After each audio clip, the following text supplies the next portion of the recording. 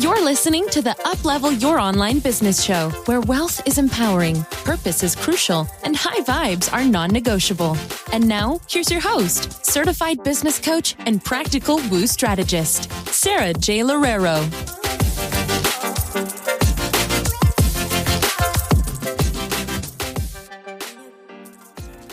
Hello. Welcome to another episode of the Uplevel Your Online Business Show. This is a really vulnerable episode for me, and I just wanted to record this and show you guys where I struggle in my own business, even after making millions of dollars online, where I continue to struggle in hopes that you can see that every single step in business, you always have problems and you always have upper limits that you are looking to solve. And so your work is never really quite done. Of course, you can get over so many hurdles that you have when you're new, when you're, trying to hit your first 6-figure year, when you're trying to hit your first multiple 6-figure year, when you're trying to hit your first 7-figure year. And, there's always going to be challenges along the way, and they're going to be very distinct to you. And they're also going to be challenges that you can just totally normalize because they are a part of the process. And I remember my challenges when I was trying to hit my first 10K months and then my first 6 figures and then my multiple 6 figures were not the same as the types of challenges that I have in my business right now. And so we all have challenges that are strategic, and then we also have challenges that are more mindset focused. And I find that in each level and in each stage in your business, you really have to understand what is a strategic challenge. So what is something that I just don't know in my business that I need someone else to teach me and I need to optimize? And also, what are the energetics and what are the mindset blocks that are holding me back?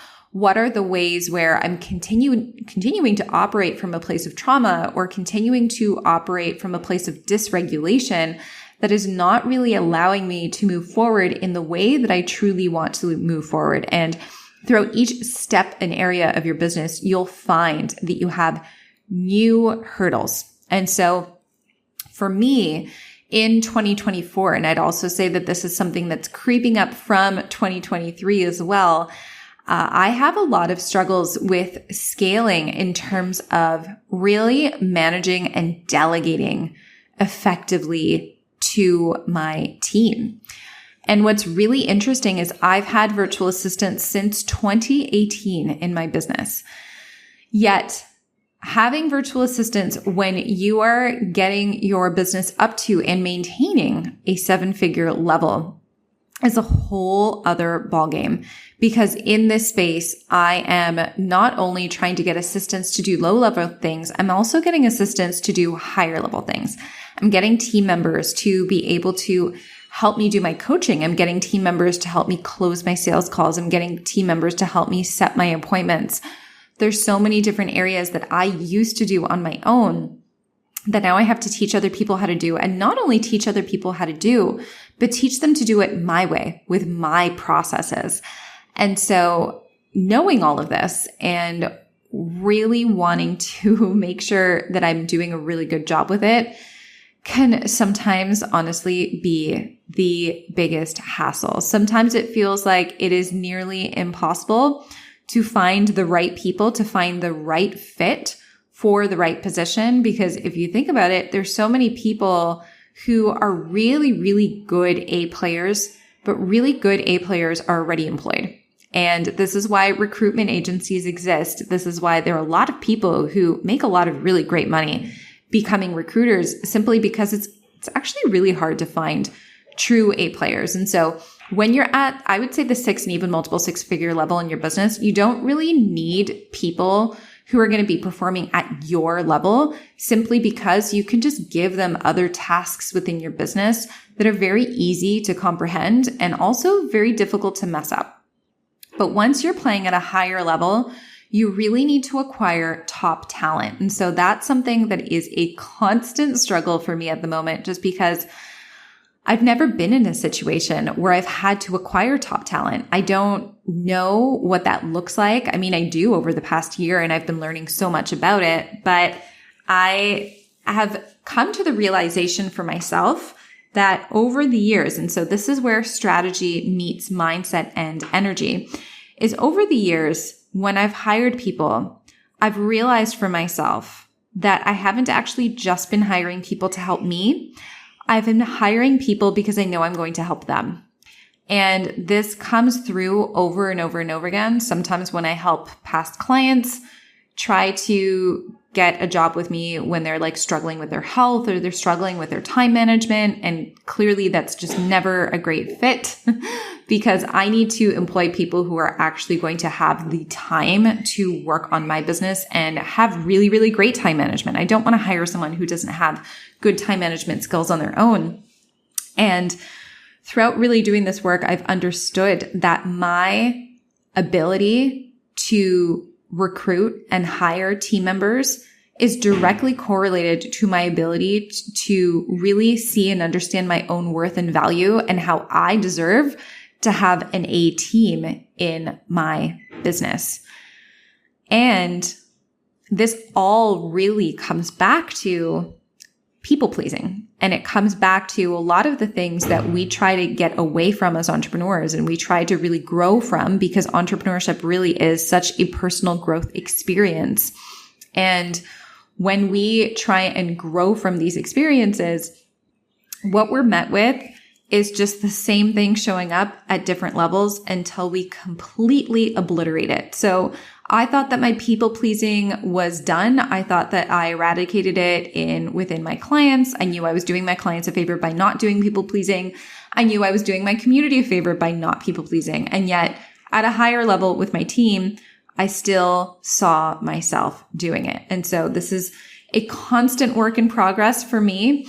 I would hope that, 6 months from now, I have developed really, really great hiring processes and a really great way to employ high standard, high value and A-team players. And trust me, once I do it, I know that I'm just going to include that as another module in my program. So that's one of the first things that I am currently struggling with in my business. Another thing that is a constant struggle that I know that so many of you struggle with as well is the whole idea that other people are doing it better than me.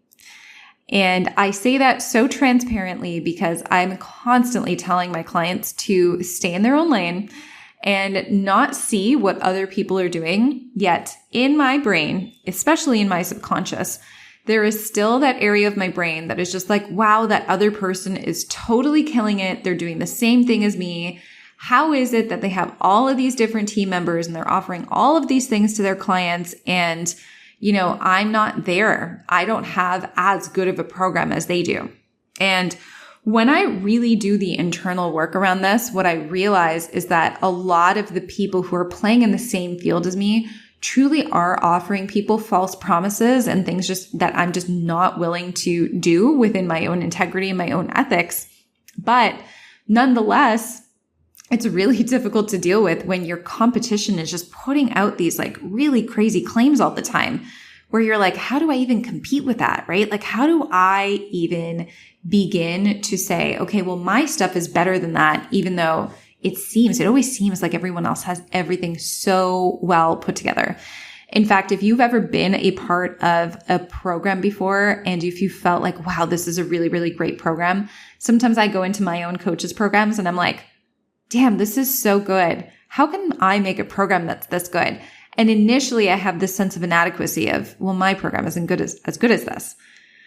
But then it's interesting because then I go and look at my programs and I'm like, damn, you know what? I actually really do have really, really great stuff in there. And it takes me a while to understand how valuable my business and my work is, especially to my ideal client that could be totally different from my mentor's ideal client.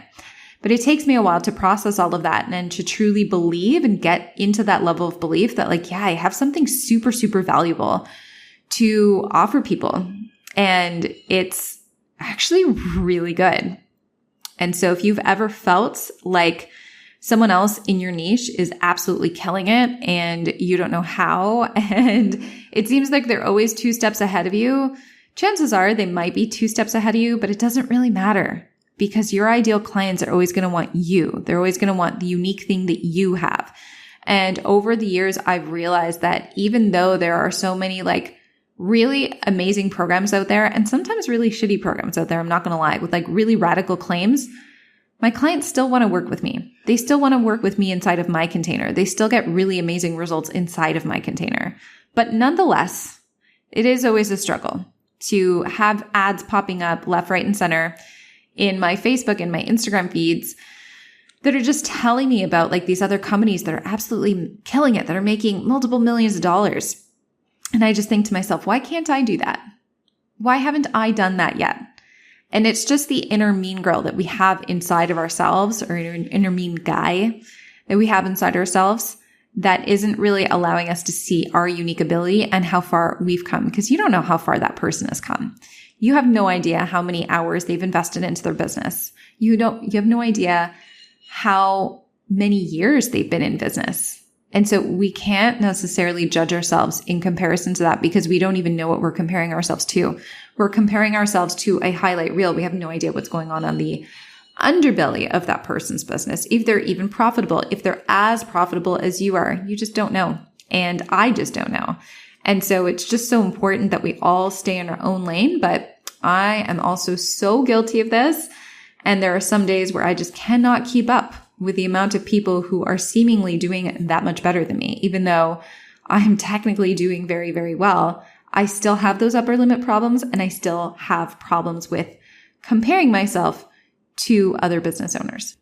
Another struggle that I am currently feeling in my business, and it is impacting me so much, is at the time of recording this, I am less than 2 weeks away from going on a big family holiday, one that I do every single year for it's for over a month that we always leave. And for that month that we leave, my whole thing is always, I want to just coast in my business. I just want to focus on client work, do sales calls, and that's just going to be it.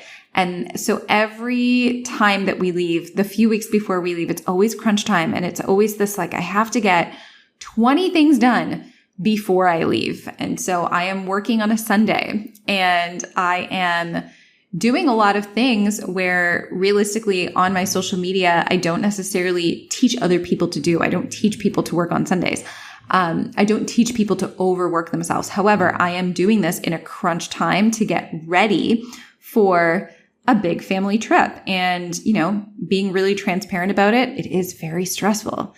And I have to wake up every day and I have to ask myself, do I want to lean into the stress or do I want to lean into the opportunity? What is the opportunity here? How can I pick and choose and understand that the stress is actually a choice? Because I don't technically have to record this podcast episode today. I don't have to record podcast episodes so that I have a long log of podcast episodes before I leave on my holiday.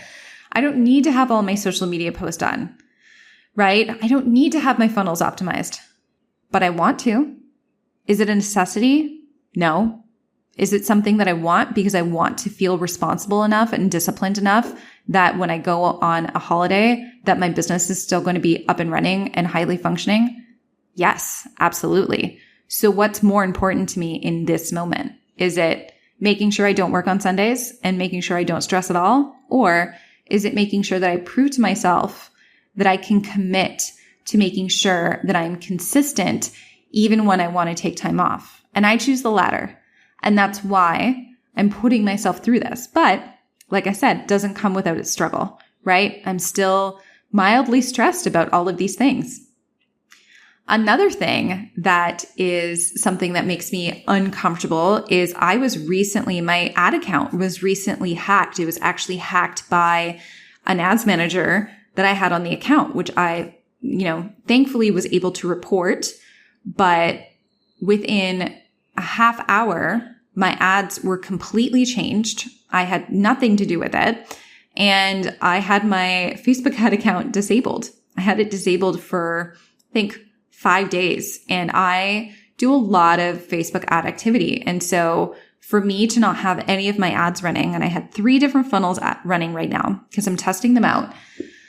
And to not have those 3 funnels running was a huge shock to my system. Once again, I had to choose on a daily basis to not let it stress me out, to not freak out about it, to not go into worry mode. And I think I did a really good job. But considering the circumstances, when things happen to your accounts, when things happen to you that are completely outside of your control, it's really hard for you to focus on the good, right? Especially since, I have my appointment setter trying to book a certain amount of calls for us. And I have people on my team who are responsible for sales, people who are responsible for fulfillment. And so I need to make sure that they have all the numbers that they need in order for them to also get their paychecks at the end of the month. And it is a huge responsibility running a team because you're responsible for making sure that they get money outside of you also getting money. And so when things happen that are outside of your control, I've had clients before who've had their accounts blocked or they've been unable to send messages and, usually only happens for 24 or 48 hours, but it's stressful. And I've dealt with it. And chances are that the big entrepreneur that you're seeing online that you are looking up to, they've probably also had to deal with these things because we all do. None of us are immune to the issues that are ongoing issues that are sometimes not our fault at all. And, I wasn't the one who created fraudulent activity on my ad account, yet my ad account still got shut down because I was responsible for the person who I trusted to be in my account. And I just got the account back and it's all good. But within the 5 or 6 days that the account was down, I was concerned that it was going to take a long time to get it back up. And it is frustrating when you're spending so much and when you're getting so many great results from your ads that all of a sudden it just goes down. And the last thing that I want to talk about here is the guilt of not feeling like I can be in every single aspect and area of my business and my life as intentionally as I would want to. So right now I am handling so many sales, which is so great, so great for business. But at the same time, I have this deep desire to get back into more content creation. I have a deep desire to get back into my Instagram stories more consistently. I have a desire to create really, really great content and really great positioning with my content. But it's not my primary focus because my primary focus currently is in my sales role. And so I can't have my primary focus be two different things at once. And so it's this constant feeling like I'm not giving one of those things my 100%.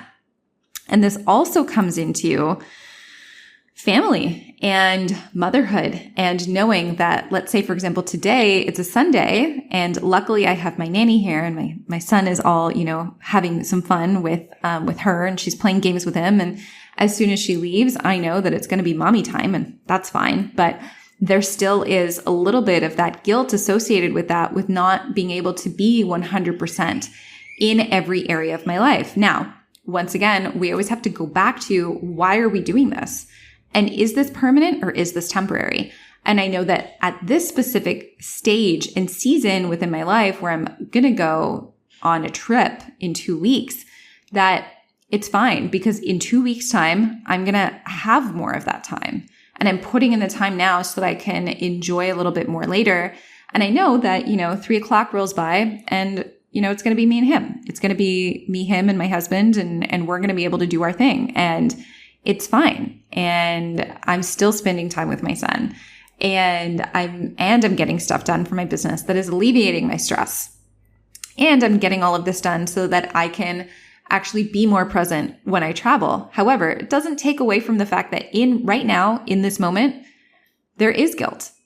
There is a little bit of mom guilt. There's guilt of not feeling like I am 100% in every area the way that I quote unquote should be, right? So Sundays quote unquote should be a day where I'm not working. And yet the Sunday I am working and he doesn't understand that. And so really I'm trying to give myself permission to not be everything all of the time and instead full permission to prioritize one thing at a time so that I can do every one thing that I'm doing with 100% intention. So that's where it's at for me right now. I can report back to talk about the time management, the team management, the people pleasing, the comparing, the motherhood, the guilt, the stress, any one of those things that you want to dive deeper on. And I hope that this resonated with you. I hope that this really made you validate the feelings that you are currently feeling and validate how, life is hard and it's not meant to be 50-50 or completely balanced all the time. And that's totally okay. And we're going to have the seasons of growth, and we're also going to have the seasons of frustration. And I would definitely say that right now, I'm not necessarily in a season of really big growth because I'm in a season of building processes and systems that are going to happen for me to experience growth in a few months' time. And I'm also okay with having that and not feeling guilty about that either, because we're not winning all of the time. And even if we were, that would probably be really, really exhausting. And as long as we are seeking intention, 100% intention with the one thing that we're doing right now, we can truly have it all. We just need to make sure that we're prioritizing as it makes sense within our own lives to make sure that we're going all in and make sure that we're really devoting ourselves to each and every space in our life. So I hope that you enjoyed this episode. I hope that you enjoyed the vulnerability of it. And if there's anything that you feel like you can really, really relate to, I would love to hear. You can always send me a DM at Sarah without an H, J Loureiro. So that's Loureiro on Instagram. I'd love to hear what you think. Thank you so much for listening, and I'll catch you next time. Thanks for listening to the Uplevel Your Online Business Show. If you enjoy our show and would like the show notes and free goodies about how to grow your online coaching business, head over to sarahjloureiro.com for more information. We hope you'll tune in next time.